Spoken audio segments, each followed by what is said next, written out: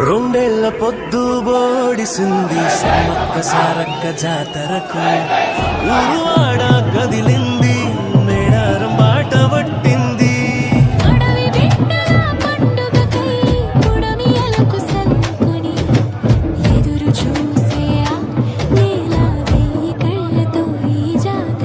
సమ్మక్క సారక్క పండుగరా సిందేసి ఎగరండి అలరా లక్షల మందిలో నడక సాగుతుంటే అమ్మో